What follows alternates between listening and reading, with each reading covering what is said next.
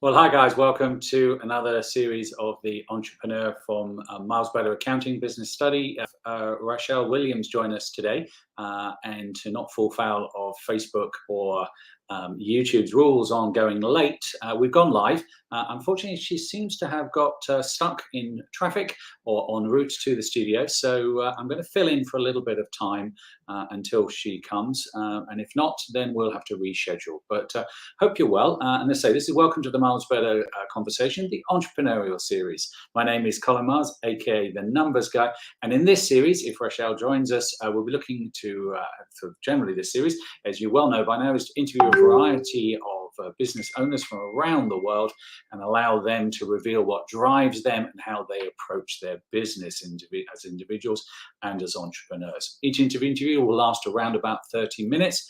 And the idea behind this series is that I'm making it my mission in 2022 to help as many small business owners grow, scale, and profit faster by sharing other entrepreneurial experiences and thoughts so that together we can help overcome the fear of success and take action today rather than someday. And as I say, we're hopefully going to welcome Rachelle Williams. She's just messaged to say she's on her way, so I'm going to fill in for a little bit while we do that. So I'm going to tell you, whilst we're waiting, about our latest adventure, which is called Seize the Day TCI and Chill. It is a 3-bedroom, 3-bathroom condo that we have purchased in Turks and Caicos. And this is what it looks like, our building and our amazing pool. A piece of tranquility and super chill factor away from the crowds of Grace Bay. We're located in Northwest Point, which is at the far end of the island, so super chill. We've got this amazing little brochure that we've produced. So if you're interested, then please drop us a line in the comments and we can let you have one. We're also found on, as you would expect, all the major rental platforms. So on VRBO, again, just search for Seize the Day TCI and Chill, located in Northwest Point. Airbnb, same thing, located in Northwest Point, and again, Seize the Day TCI should find you on those things. We're based in some of those searches in Whelan Settlement, but if you're having any trouble, then just reach out and I'll let you know. And like all of us, as we are at the moment, we have a Facebook page. Guess what it's called? Seize the Day TCI and Chill, and we're also on Instagram and TripAdvisor. Having some great feedback from our guests who have been staying. We had one check out yesterday, another one checks in a few days. So really excited to add that to our portfolio of fun, as you can imagine. So for those of you who've obviously, here comes Rachelle. She is coming online as we speak. Let's let her in from the green room and welcome. So hi, how are you? So we've been entertaining our viewers with just some general idle chat, self-promoting my new Seize the Day condominium, so no problem at all. So welcome, Rachelle. So all that you've missed is the introduction to what this is all about. This is our entrepreneurial series, and where we talk to entrepreneurs such as yourself for around about 30 minutes, and we try and delve in a little bit as to what you're about, who you are, etc. So to put you on the spot, give us the 5-minute elevator pitch on all things Rachelle. Awesome, perfect. Thanks, Colin, and thanks for having me today. I'm Rachelle Williams. I am an Agile coach and have been working in Agile really pretty much throughout my career. Started in project management, but then very quickly transitioned over to Agile because, frankly, to me, it just made sense. I couldn't understand why I was constantly in PMO updating a 1,000-line plan that was constantly out of date. And then someone come along and was like, oh, this is this Agile thing. I think you'd like it. And then I haven't looked back since. So yeah, I've always been in consulting, working with various different clients. And then as of October last year, decided to take the leap and become an independent consultant rather than working for a consultancy, and thoroughly enjoying it, really enjoying kind of working for myself and working for the clients that I work with. Fantastic. So tell us a little bit what about Agile is. What does that mean to somebody who perhaps isn't quite so aware? I know I had to ask you myself, so I'm sure our listeners and viewers would like to just understand a little bit more. So I'm going to leave you to talk. I've just got a knock at the door, so I'm going to leave you to talk while I step away. Yes, yeah, go for it. So yeah, Agile is ultimately helping kind of businesses and people ultimately work in the way that they work in their day-to-day lives anyway. So naturally, you know, anytime that we're kind of planning to go on a trip, planning to do anything really, we never plan it like, you know, in thorough detail, like hour this, like we're going to do this, hour one, we're going to do this. It's always kind of, you know, like what are the rough things that we want to get done on this kind of trip? How are we going to do it? And ultimately kind of, you know, working through that list of things to do. So Agile is ultimately aligning people to what they do in their day-to-day lives, but bringing it into the business sense. So kind of helping people work with a thing called a backlog, which is ultimately a list of things to do, and kind of ultimately prioritizing that list and always ensuring that you're working on the highest value thing, the thing that is the highest priority that makes sense to work on at that point of time. Right. Yeah. Cool. Thank you. That's I'm guessing you spoke for a long time, so there's lots about that came in on very enthusiasm. So that's great. We're going to explore a little bit more about that. I apologize that I had to just step away there for the No moment. worries. So question number one for you. We have 10 questions.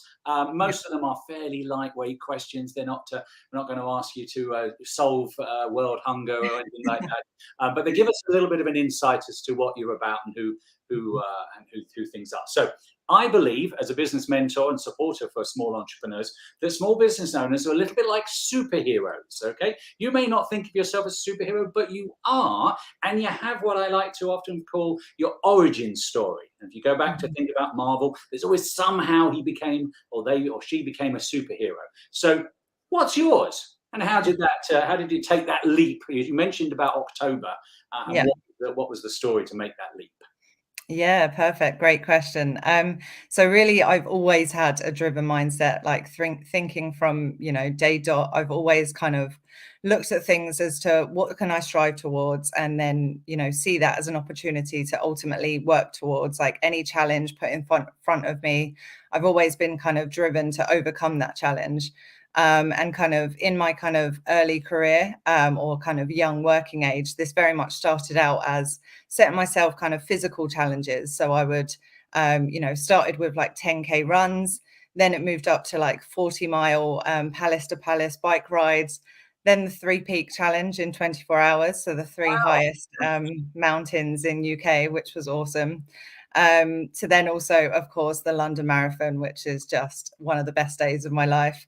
And then now an event that I do regularly, a thing called Ragnar, which is a 250-mile running relay race, but it's 10 people. So you do it as a team. I'm actually going out to Germany in August this year to do this year's event. So I've always kind of had that driven mindset, kind of have that kind of, you know, what is the challenge in front of me kind of opportunity to ultimately overcome.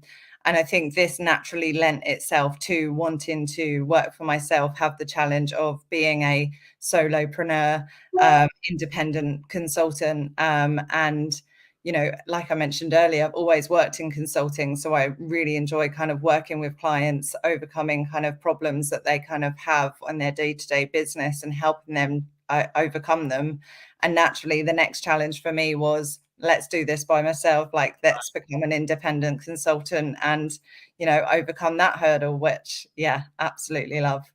Which is great, and and it's great to see how animated you are about where you've come from, and it also sort of helps understand that there has to be passion Yeah. to be a solo entrepreneur, because as we know, there are lots of ups and downs. A roller coaster. There are so many analogies that we can use when it comes to be a solo entrepreneur. That's great. So cool. So thank you for that. It gives a little bit of rounding as to how we get to where you are. So what's the biggest challenge that you have currently at the moment in your role, and how are you going to overcome that?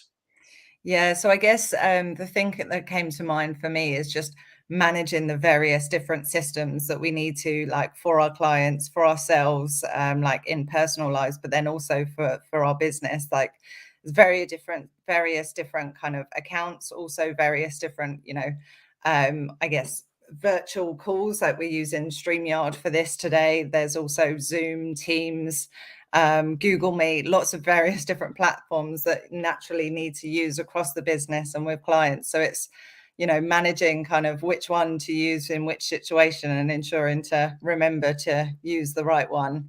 And naturally practicing what I preach, I use a Trello board to kind of keep on top all of that, to make sure that I've got all the links in a good place. I was going to say that well, you're getting ahead of ourselves, because that's one of the questions a little bit later. But I was going to say, how do you manage those sort of things? I was talking with a client yesterday who introduced me to another system, and I have a similar thing that everybody's, I'm trying to streamline people to use the same system for that very reason. Otherwise, you're logging into this portal, you're logging into that portal. So I think we as entrepreneurs need to certainly when we're consulting realize that there's more to it than just turning up and being ourselves, and doing the skills that we would like. So that's cool. Interesting that you're having similar challenges, because I'm like, not another one to learn yesterday, and I'm like, okay, I took this on, I agreed I'd do it, and I didn't really quite think that's what I meant. So but anyway, that's all cool.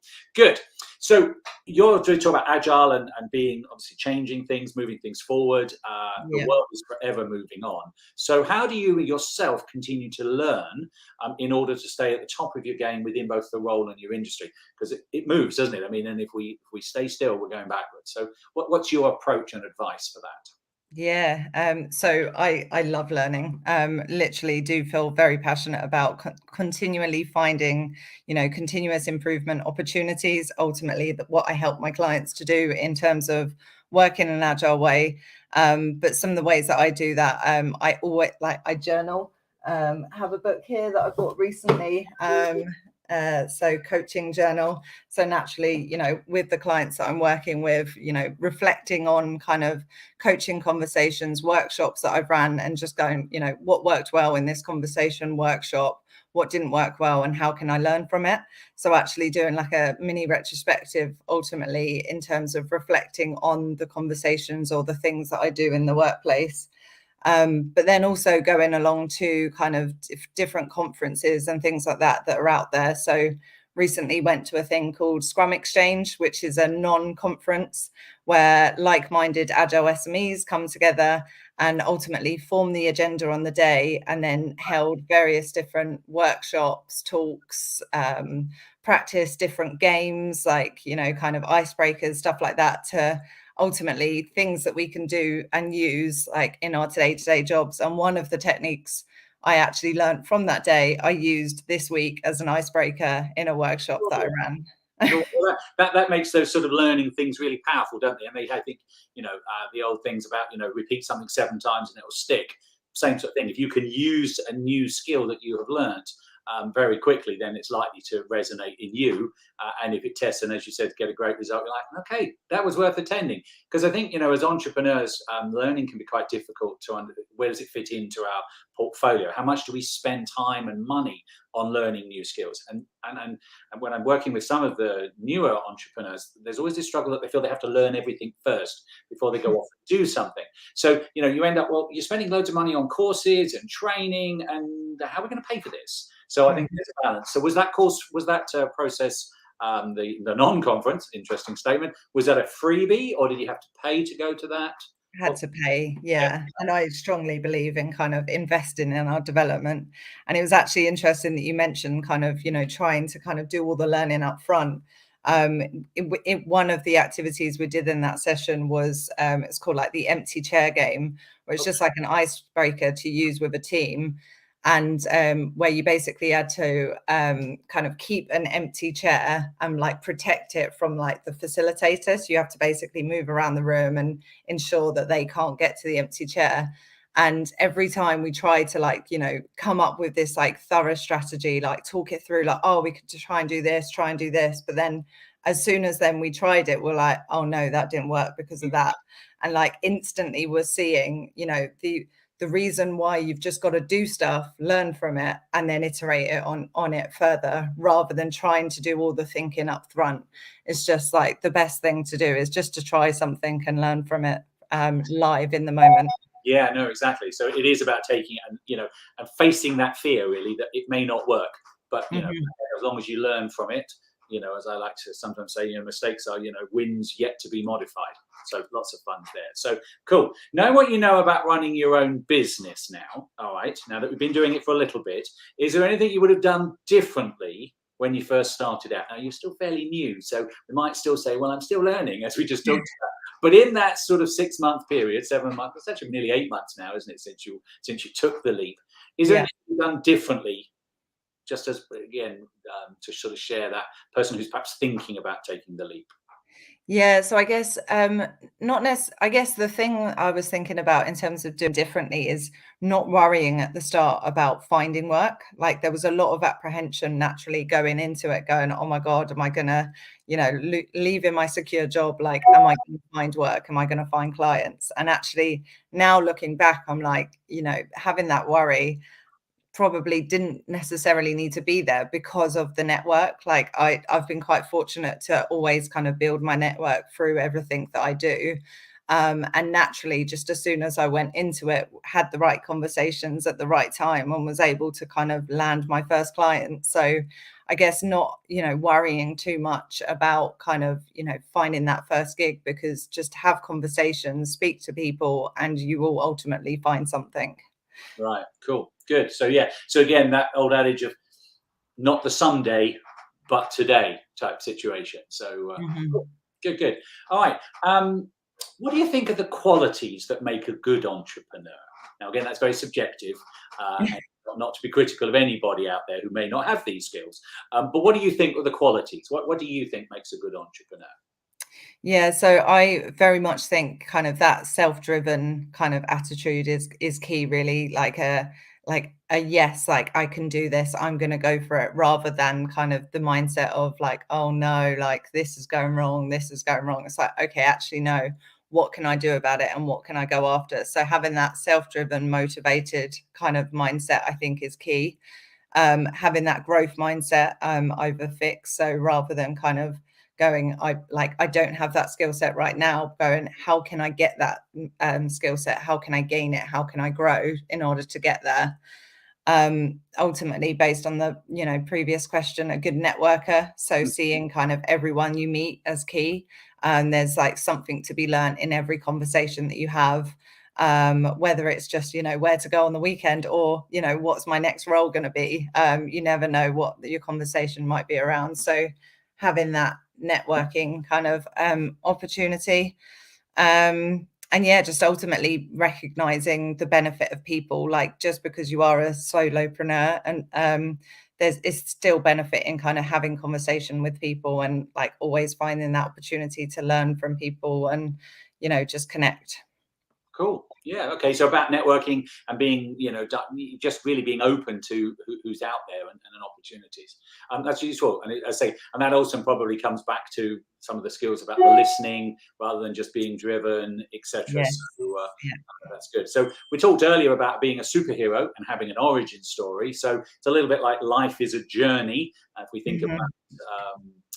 Yoda and Luke, and there are lots of people where there's those relationship, Frodo and Bilbo Baggins, and all those sort of film relations. But there's a journey. So, what would be your best advice for a new entrepreneur and how they might avoid failure? A little bit like the qualities, but Yeah. might they perhaps try? Because most people are fearful of failure. Which often that's the Yeah. big the stop the not the stopping the building block or the break on having a go. So I got my tongue tied there.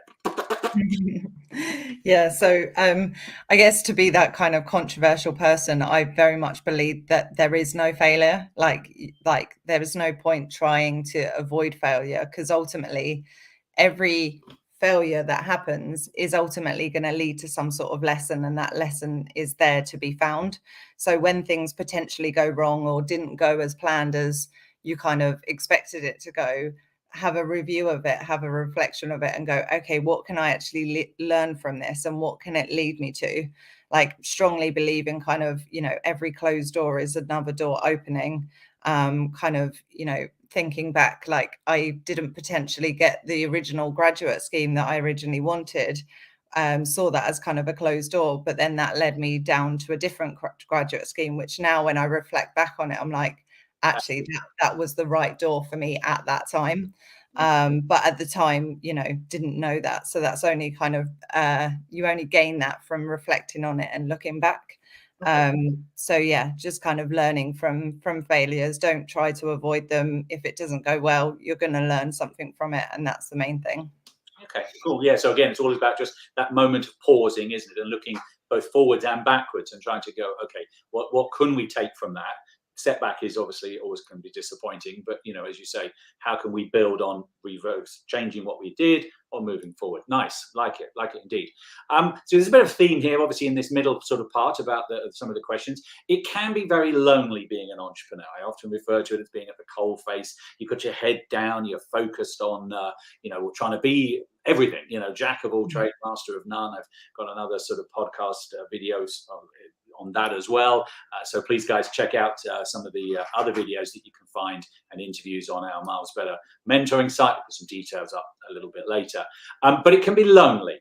I believe it can be lonely because sole entrepreneur, so how do you overcome these feelings? I think I know the answer to this. It's going to be along with other things, but is there anything other than the networking? Is there other sort of things perhaps you do personally that might help with some of the listeners and viewers? Yeah, I guess it's just always ask, like being willing to ask for help. Like if you don't necessarily have the answers at that point of time, like it's okay, and just kind of reach out to people and just ask that question of, can we have a virtual coffee chat, or can we have a coffee chat, just to kind of ultimately understand, like, how you can kind of work through it. Just because you are working by yourself as a solopreneur doesn't mean you are like by yourself. So ultimately just using the power of the network, as the kind of the theme was earlier, and just, reaching out to people are always willing to help and share kind of the experiences that they've been on. And I think, one benefit of this remote working world that we've been in is you can just have virtual coffees with almost anyone, just using LinkedIn, reaching out to people going, oh, I see you've done that. That looks really cool. Like, can we have a chat about it? And everyone's willing to kind of just have a chat, even if it's just 5 or 10 minutes. Just reach out and ask for a chat. No, yeah, I mean that was the premise behind this whole sort of interview series. Really, was to allow us, across the world and around the world, chat with people and have a fairly relaxed conversation about things that people have done and share those on. So I'm interested and pleased that we're tapping into the same thing. Now, you've answered this question a little bit earlier. I did this in the thing. When you approach to juggling so many plates, we have to do when running a small business. But so Trello boards. So tell some of the listeners, because I'm aware of Trello boards. But not everybody is. What is the Trello board? Because actually, it's a really powerful tool if you've got to own it. I mean, you got to go in it. So tell us a little bit about the Trello board. Yeah. So Trello is just like, I guess my internet best friend. It's a virtual tool that's ultimately like a to-do list, but the to-do list is kind of organized by cards. And you can have various different boards. I have so many different boards. I used a Trello board to plan my wedding. I used it for my personal to-do list, like what do I need to get done? I use it for my business. I use it for kind of organizing, different links. So keeping kind of each card links to a different Agile reference that I use to kind of ultimately help my clients. Like, oh, you want to know how to story point? Here's a link that I've saved on my Trello board. So it's just a way of organizing information ultimately through cards. So similar to, having a wall with Post-it notes. Trello is ultimately the digital version of a wall with Post-it notes. Cool. Yes, I've dabbled with it. I'm still old school, unfortunately. I like my bits of paper and my control lists and things like that. But I keep going to it. I have a go at it, and then I come away, and then I think it's almost. I like anything, isn't it? If you use it all the time, it becomes second nature. And I think that's, I think, the same with all IT and products and stuff, which actually leads us very nicely into the almost the last question, and be very insightful and stuff. So thank you for your help and stuff. So tech is becoming more and more vital in running a small business. We're using tech as we are here to create this interview. You're based in England currently. I'm in South Carolina. We've had guests from Australia. We've had guests from America, France. We've had them from around the world, and tech's obviously great. You and I both use online software to support your business. So it's vital nowadays. But what is your top suggestion? And you can't say Trello because you've just used that one. What's your top suggestion tech that for entrepreneurs should really consider using? What do you find useful? Yeah. So naturally, as an agile coach, I run a lot of workshops, some of them being in person, but naturally due to the world that we're living in and the flexibility that people want, some of those workshops are virtual, so needs to be digital. The tool that I really enjoy kind of using is Miro or Mural, both very similar tools. So MIRO or MURAL, which are ultimately a digital whiteboard. And what you can do with that digital whiteboard is just, create post-it notes so you can facilitate retrospectives. You can also do like workflows so you can map out the different kind of steps that work goes through and kind of how and ultimately visualize that work and just do anything really. Kind of the world is your oyster when you're kind of sitting at the Miro or the Mural board and kind of with the blank template just going, okay, like what do I want to get out of this workshop? Find your purpose, like your outcome that you're trying to drive towards in the workshop, and then ultimately design the template to work for you and your needs. And it's highly flexible and just a really useful tool for those kind of digital remote workshops that we're running more and more. Yeah. Okay. All right. Again, I haven't come across either of those. We have it within our software that we use for the virtual office. I've got some whiteboard opportunities there, but most times when I start writing on them, clients go, "What? Have I made any money? Do I need to pay any tax?" They're not really interested. But I think in your world, where it's more about the flow, isn't it? I'm guessing they're really powerful when people are trying to visualize, as you said, you had those huge plans and you're trying to bring them down. I remember talking to you a few times about now it's called a sprint rather than Mhm. thing. And I suppose that's to try and help visualize those sort of things. So Yeah. cool, Yeah. cool. And are they free software? I like to try and, because I know Trello has a free version. I like to try and promote free as the Yeah. numbers guy. I don't want people paying for things unless I'm selling it, and then of course you're going to need to buy it. So, but are there free versions of those pieces of software? Yeah, so both of them have free versions. So using Miro at the moment, and it has 3 spaces automatically. So the number 3 spaces with the 3 version. And then if you want any more spaces than that, then that's when you then pay for the license. But to be honest, like this whiteboard can be as big as you want it to be. So you can just kind of hide things on the whiteboard and just keep going, keep growing on that Right. one working area really. And you can lock things so that if you don't want people to see different parts, like depending if you're in a workshop, you can do that. So yeah, like you can pretty much make as much use of the free version as you can. Cool, cool. Well, that's exciting. I might actually go and have a look at that. I always like looking at new sort of things and new toys, etc. So thank you for that. So the last and final question is a little bit of a fun question, really. Just try and get a little bit into your personality and stuff. So the final question is, what's your favorite movie and why?